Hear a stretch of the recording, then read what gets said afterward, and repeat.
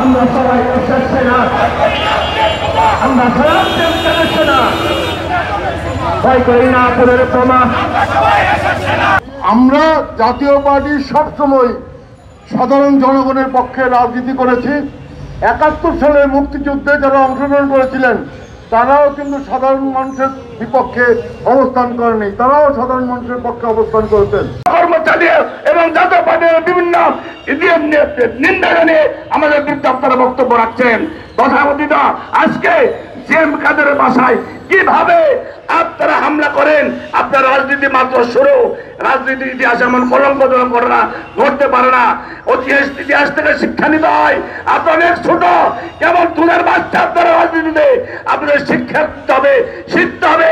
আজকে অনেক রাজনৈতিক দল আছে, সেই দলের নেতাদের কাছে আপনাদের শিখতে হবে।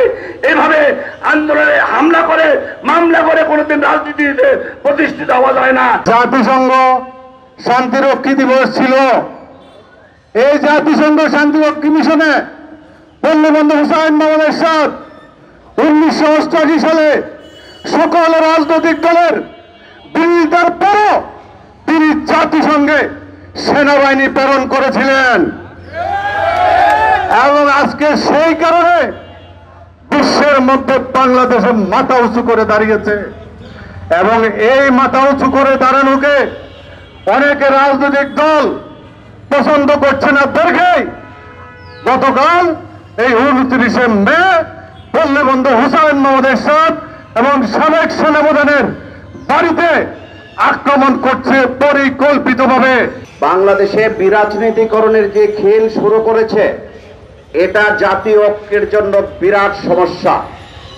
আজকে যে বিরাজনীতিকরণের পরিকল্পনা চলছে, জাতীয় পার্টি সহ 50% ভোটারদের প্রতিনিধিত্ব করে এরকম রাজনৈতিক দলদেরকে বাদ দিয়ে একটি নির্বাচন করে দেশীয় এবং আন্তর্জাতিকভাবে একটি বিতর্কিত নির্বাচন করার ষড়যন্ত্র করে এই ইনুস সাহেবকে যে চেষ্টা করছে, এটার জ্বলন্ত উদাহরণ হলো গতকালকে আমাদের চেয়ারম্যান জিএম কাদের সাহেবের বাসায় আক্রমণ।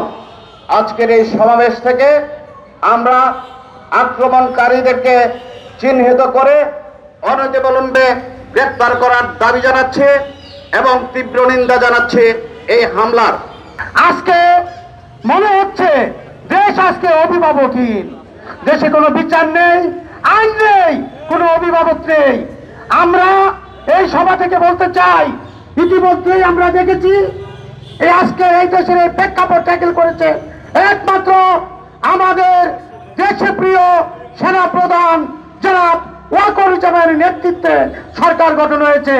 আমরা মনে করি আজকে দেশের কর্তা সেনাবাহিনীর প্রধান ওয়াকারুজ্জামান। আপনার দৃষ্টি আকর্ষণ করে বলছি, এই প্রতিবাদ আমরা করলাম, এটা যথাযথ বিচার, তাদের গ্রেপ্তার করে দৃষ্টান্তমূলক শাস্তি দাবি